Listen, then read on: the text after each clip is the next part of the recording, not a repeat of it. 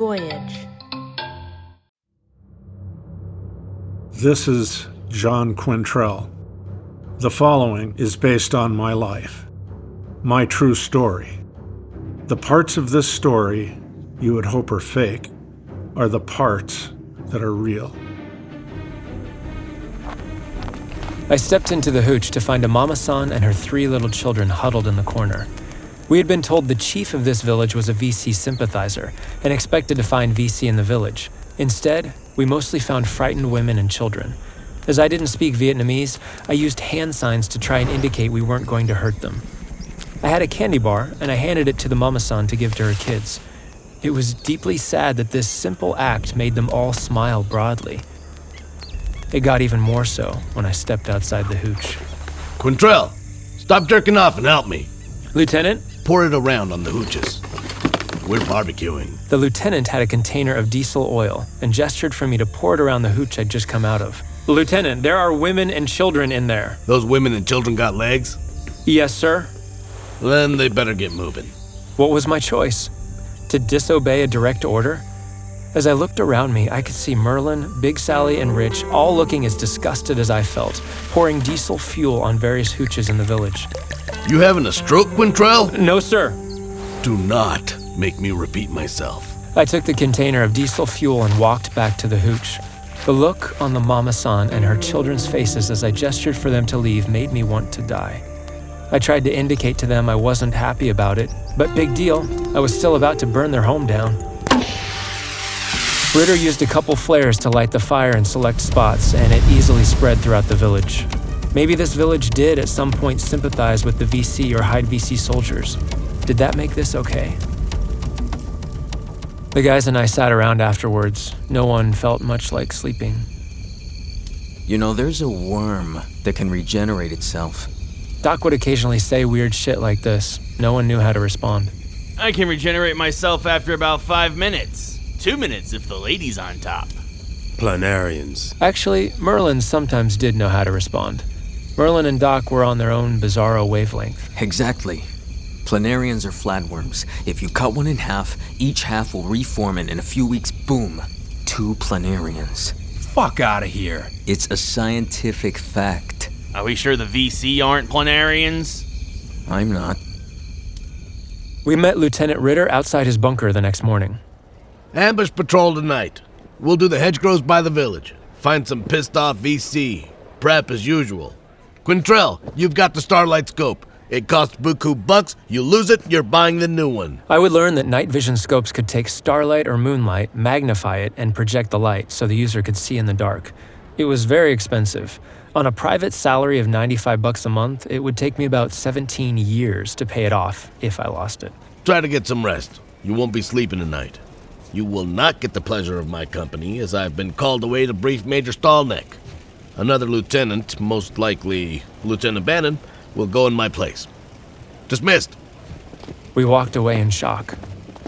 We should frag him. Grenade. Fog of war. It did not sound like Merlin was joking, so I tried to make it a joke. Our luck, your grenade will go off early and kill us instead. That guy is the fucking worst. Well, at least we'll get some action. Action? We're walking into an ambush. Now, what do they call it, ambush patrol? It's stupid. They'll know we're coming. We might as well walk into enemy fire, waving and holding hands and fucking skipping to my loot. Fueled by nothing but resentment, we loaded up on trucks and drove out. We all faced outward. We'd been warned by other soldiers that Charlie would hide off the roads and take potshots at convoys. After about 20 minutes, we were pretty close to the village we'd burned down the day before. It was still daylight when the truck stopped and we unloaded ourselves and all our gear. The replacement for Ritter for that night was a squirrely-looking guy, Lieutenant Bannon from Baltimore. Spread out. We march in 2 files. Keep your distance from the man in front of you. Jesus Christ, distance, I said. What grenade to get y'all? As it grew dark, I had a skin-tingling feeling of 100 eyes on me. We walked north in an open field for a while. Rich? I'm here, you dirty bastard. Where in the hell are we going? No fucking idea. I believe Disneyland is 20 meters ahead on the left. Anyone want a corn dog? I'm buying. John, it ever get this hot in La Jolla at night? No. Merlin, where you from, man? Fairbanks. Alaska? Unless they got another Fairbanks I don't know about. They got black guys in Alaska? Nah, just me. I'm the only one. Was that a joke, Merlin? Yes. You're not the only one who got jokes. The Don Rickles of Vietnam over here. What is Fairbanks, Alaska like at night? Summer or winter? Summer. Not terrible. 50s. How about winter? -10. Fuck, I'll take Vietnam. How do you think I got here? Hey, they're going to come for us. Be ready. After walking for about 10 more minutes, we turned right and walked parallel to a long hedgerow. The two columns came to a halt and everyone knelt down, waiting to see what we were going to do next. Over there, you. Over there, you. Get your ass down there. One by one, Bannon positioned each man next to the hedgerow. We were facing the open field that we had just walked through, and we sounded like a goddamn symphony orchestra tuning up while we did it. Rucksacks filled with M79 ammo hitting the ground, the clanking of M60 machine gun belts being snapped together. Every living thing within a mile of us had to know we were there. Mosquitoes put their bibs in and started dining on us for their evening meal. Bannon was down away to my right, discussing who was going to be on guard first. I had the starlight scope, desperate not to lose it, and I turned it on. It was incredibly useful in the darkness, but when you turned it on, it made a high-pitched whining sound. We honestly might as well have rolled out a red carpet for our arrival. It would have been more subtle. I thought you said they were going to come for us, Doc. Are you in a hurry? Well, what are they waiting for? You. To relax. Not much chance of that. No, you will. Impossible. It's called stress exhaustion. Sounds relaxing. It's not relaxing. Not really. But it's relaxing in the sense of fatigue. You're not going to be at your sharpest. Right now you're charged up, ready to go. They don't want to fight you like that. They want to wait. Like my ex-wife whenever I was just about to fall asleep. She'd attack you? Close. She'd ask me if I ever thought about other women I'd rather be with than her. Did you? No, we're still together. Of course I did! Well, you don't say that. If you ask me when I'm about to fall asleep, I might. God damn, will you all shut the fuck up? At Bannon's request, we did shut the fuck up. All was quiet until about 0300 hours. Then, and it happened with that inevitable feeling, when you know there's no way you're not gonna screw something up, guys started passing word that 6 VC were walking directly towards our location. Everyone looked to Bannon to take the lead. He did. Open up, boys. You see anything? Hell, I can't see the end of the barrel! Nobody could see shit. We were just shooting and hoping. Now, you might think with that much firepower, nothing or no one could survive. You'd be wrong.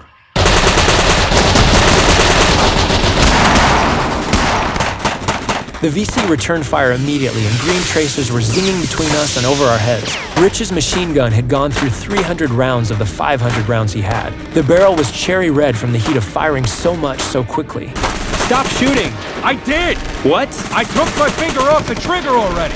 The rounds were cooking off in the superheated chamber. I grabbed the belt of ammo and twisted it until it broke apart. Rich's gun was officially out of business. That's when a burst of light exploded directly over our head.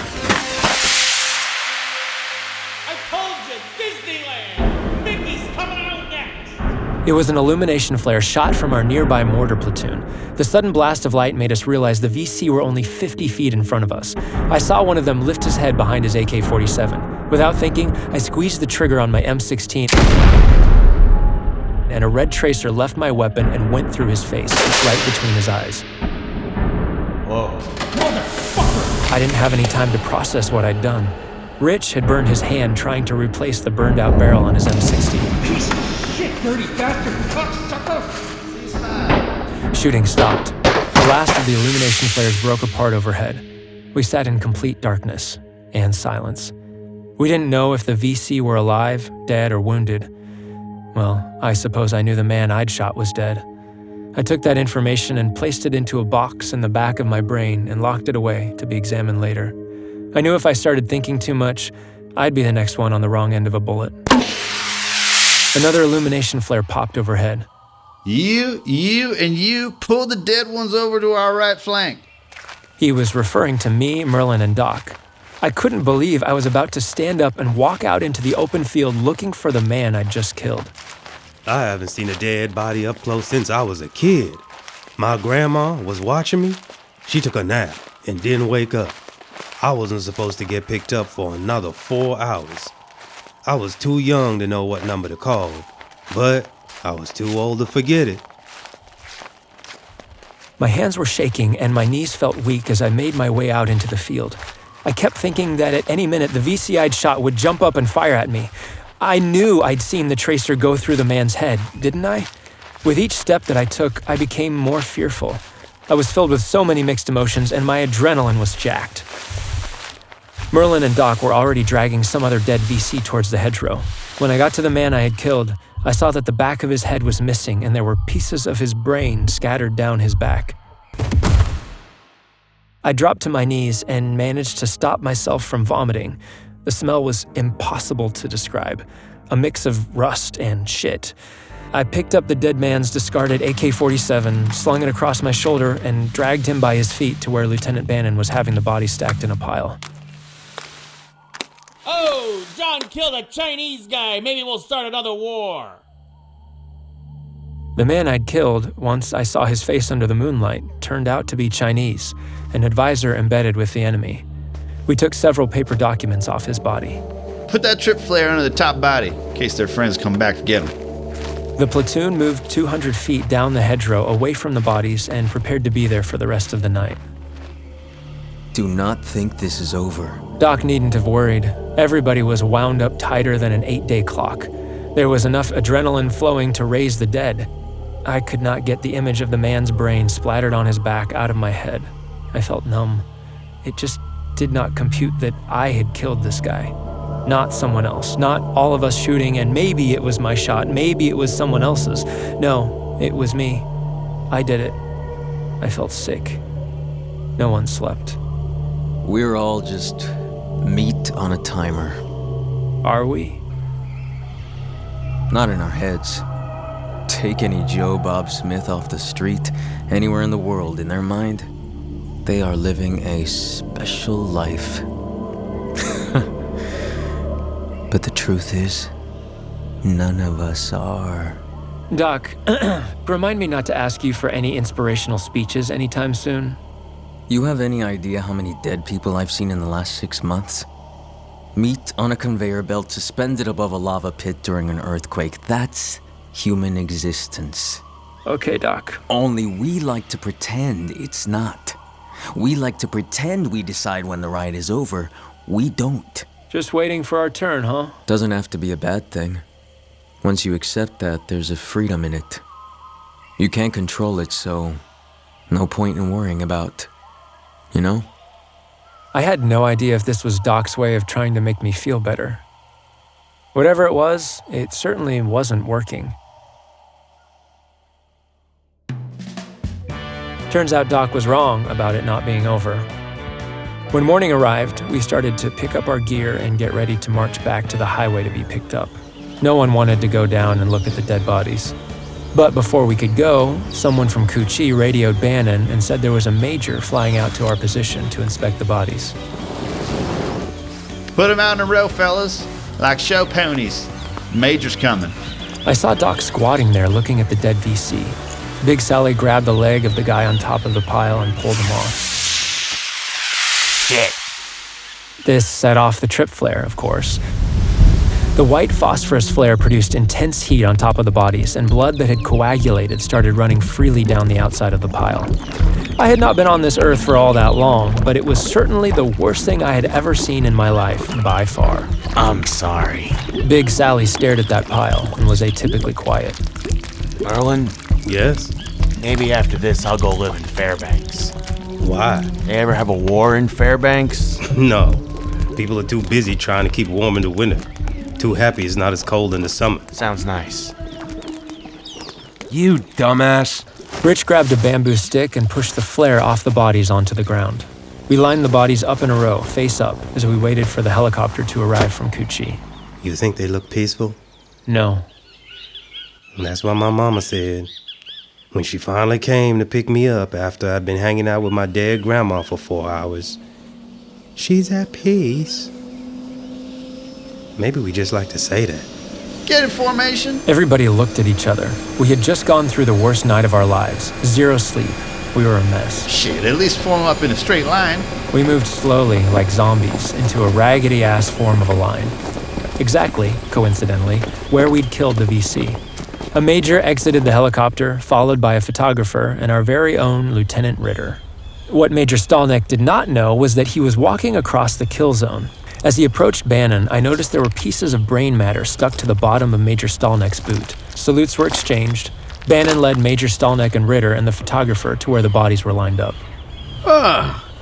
You morons managed to accidentally kill the enemy, huh? I owe you $20, Lieutenant Bannon. I didn't think this group of cousin fuckers could fire a single shot successfully in the general direction of the VC. Good shit, gentlemen.